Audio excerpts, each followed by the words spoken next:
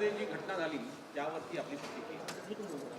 परभणीमध्ये काल एका माथे फिरून डॉक्टर बाबासाहेब आंबेडकरांच्या पुतळ्यापाशी असलेल्या संविधानाची फाडण्याचं काम केलं. पहिले ह्या घटनेचा मी जाहीर निषेध करतो. शेवटी डॉक्टर बाबासाहेब आंबेडकर ह्या देशाचे एक महापुरुष आहेत, त्यांच्याप्रती सगळ्याच समाजाला आदर आहे.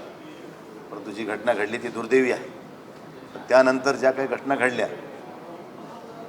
त्यामध्ये युवकांचा मोठ्या प्रमाणात सहभाग आहे. युवकांना असं वाटते की हा माथं फिरून असून ह्याच्या मागं कोणीतरी एखादी शक्ती असावी आणि हा संशयाच्या घेऱ्यातून उद्भवलेली परिस्थिती रात्री पोलीस प्रशासनानं, जिल्हा प्रशासनानं ज्या पद्धतीनं हाताळायला हवी होती त्या पद्धतीने हाताळली नाही, म्हणून आज उद्भवलेला हा प्रसंग आहे. ही जर रात्री 144 लागू केला असता तर आज ही परिस्थिती उद्भवली नसती. परंतु आज जे काही प्रकरण घडतं आहे की तोडफोड होते आहे, जाळपोळ होते आहे, पोलिसांना दगडफेक होते आहे, ही शोकांतिका आहे. मी सर्व युवकांना ह्या ठिकाणी, आंबेडकरी चळवळीतील युवकांना नम्र विनंती करणार आहे की मित्रांनो, तुमच्या भावनांशी आम्ही सहमत आहोत, परंतु कायदा हातात घेऊन उद्या आपलं आयुष्य बर्बाद होईल असे कुठलेही कृत्य आपण करू नका, हे आपल्याला विनंती करतो. आणि समाजामधल्या भंती जे असतील, राजकीय क्षेत्रात काम करणारे व्यक्ती असतील किंवा सामाजिक क्षेत्रात काम करणारे व्यक्ती असतील, या सगळ्यांना माझी हात जोडून विनंती आहे की तुम्ही सगळ्यांनी पुढे येऊन या युवकांना कुठंतरी मार्गदर्शन करून हे सगळं थांबवण्याची गरज आहे असं मला वाटतं. शेवटी आपण परभणीकर आहोत, हे सगळे परभणीतल्याच लोकांचं नुकसान होतं आहे. आज आम्ही रागाच्या भरामध्ये एखादी दुर्घटना घडून जातो आहे, पण शेवटी ही निस्तारायची तुम्हाला आम्हाला सर्वांना मिळून. त्यामुळे एवढी कटुता निर्माण होणार नाही एक दुसऱ्याच्या प्रती, त्याची काळजी आपण सगळ्यांनी घ्यावी अशा स्वरूपाचं आव्हान मी या ठिकाणी या निमित्तानं आपल्या माध्यमातून या ठिकाणच्या युवकांना मी करू इच्छितो.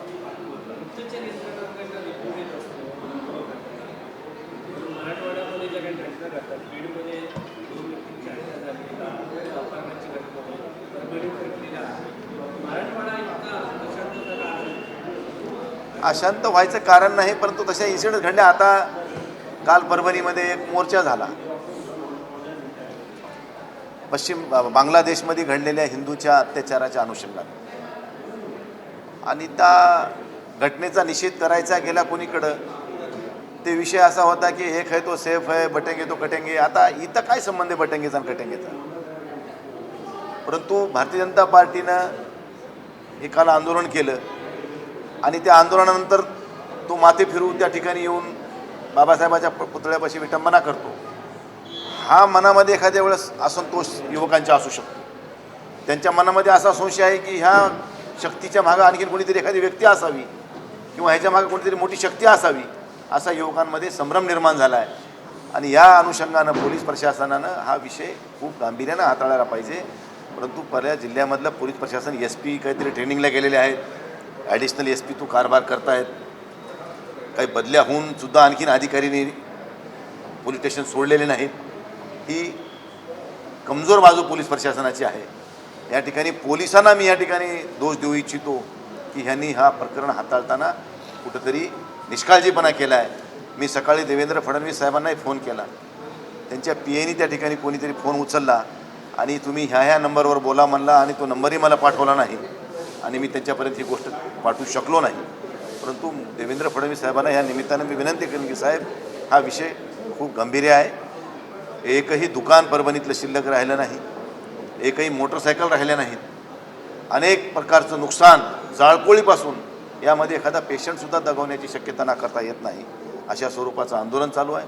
म्हणून समाजातल्या सगळ्याच घटकांनी, जे सामाजिक बांधिलकीतून काम करणारा वर्ग आहे, त्यांनी आता पुढे येऊन हा विषय हाताळणं आता काळाची गरज आहे असं मला या ठिकाणी या निमित्तानं आपल्याला पोलिसांवरती गंभीर आरोप केलेला आहे. त्यांची बदली झाली पाहिजे अशी तुमची मागणी का, किंवा कारवाई झाली पाहिजे? बदली झाली नाही पाहिजे. एक अशोक घोरमाड नावाच्या व्यक्तीचा कार्यकाळ परभणी जिल्ह्यातला संपला आहे. तो PI आहे LCBचा, आणि तो कार्यकाळ संपलेला असताना सुद्धा इलेक्शनच्या तोंडावर त्याला तिथून ठेवलं आहे कायम. कुठलाही आदेश नाही, फक्त तोंडी त्याला तिथं ठेवलं आहे. आजही तो तिथं कार्यरत आहे. त्याची लातूरला बदली झालेली असताना तो त्या ठिकाणी कार्यरत कसा, हा माझा पहिला प्रश्न आहे. आणि पोलिसांनी हा विषय रात्री एवढी गंभीरता झाली, तर माथू पिरूला मरणाचं मारलंय, तो मरतो का राहतो हे माहीत नाही, ते विषय सोडून द्या. परंतु एवढं घडल्यानंतर रात्रीसुद्धा बड्या प्रमाणात तोडफोड झाली. हे सगळं बघितल्यानंतर पोलिसांनी आज विषय किती गांभीर्यानं हाताळायला पाहिजे होता, तो हाताळला नाही. की कलेक्टर साहेबांनी 144 रात्रीच लागू करायला पाहिजे होता. आणखी कोणाची वाट बघत होते कलेक्टर साहेब? हा विषय गांभीर्याचा आहे. शासनानं ठीक आहे, पण प्रशासनानं हा विषय गांभीर्यानं हाताळला नाही, हे माझा आक्षेप आहे आणि जाहीर आहे. आज मुख्यमंत्री दिल्लीमध्ये येणार आहेत, तुम्ही भेटणार आहात का त्यांना? कारण तुम्ही स्पष्ट म्हणालेले आहात की त्यांच्याशी माझं बोलणं होऊ शकलेलं नाहीये, त्यांच्या पीएनी देखील तुम्हाला दुसरा नंबर दिलेला आहे. तुमचा आक्षेप आहे त्याच्यावर? आक्षेप नाही, वस्तुस्थिती आहे. मी तुम्हाला कॉल केलेला सुद्धा दाखवू शकतो की मी किती वाजता कॉल केला तुम्हाला दाखवतो. म्हणजे काय तुम्हाला काही विनाकारण काय कोणाला ॲलिगेशन करायचं नाही, कारण हा संवेदनशील विषय आहे. हा समाजाच्या एकतेचा विषय आहे, समाजामध्ये दुही निर्माण होणारा विषय आहे. बघा 12:30 मी त्यांना फोन केला आहे. 12:30 देवेंद्र साहेबाचाच फोन आहे.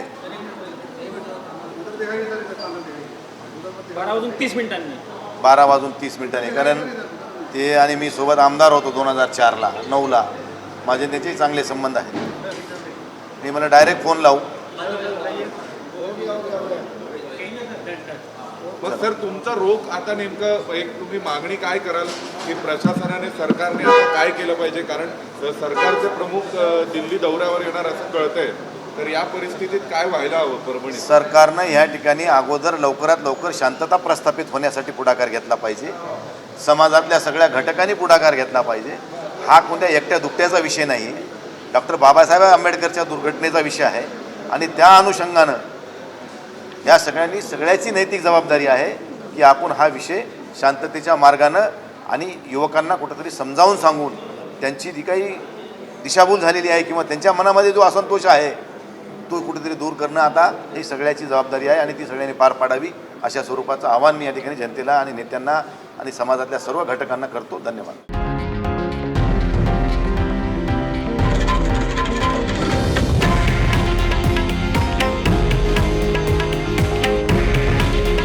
हे आहे देशातील नंबर 1 न्यूज नेटवर्क आणि आपण पाहत आहात TV9 मराठी.